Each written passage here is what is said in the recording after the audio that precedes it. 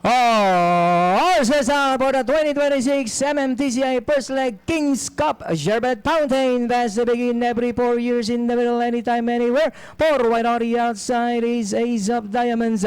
Running by the rally, Sherbet Fountain, anytime, anywhere in the middle. 3 wide, Ace of Diamonds. And in fourth comes every 4 years Speed Runner in fifth. Counter attack in 6, Birchstone, Misokala, Fire Rate. And Baobab is running at the tail of the field. Sherbet Fountain moving up now. Ace of Diamonds on the outside. Anytime, anywhere is entered. And in fourth every 4 years. Speed Runner now coming closer to take fourth. Sherbet Fountain, Ace of Diamonds keep on fighting it out for the lead.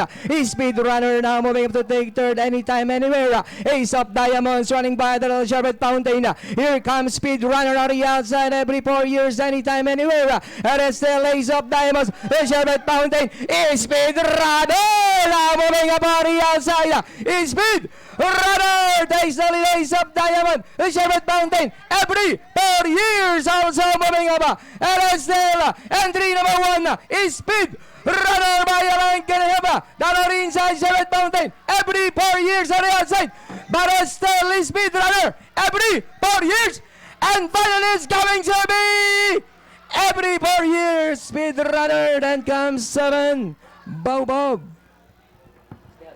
At ayan, Bayang Karerista, every 4 years, bagging the first leg Kings Cup over Speed Runner. Napakagandang pagtatapos nun, Bayang Karerista. Yes, partner. Nakita mo naman. Di ba? Talagang walang tutok na tulak tutok. kabigin, no? Tutok ang lahat ng Bayang Karerista Yun sa ang tinatawag monitor na at sa live nagrekta racing lang natin, si Jackie partner. Jeffril Tagulaw Zarat.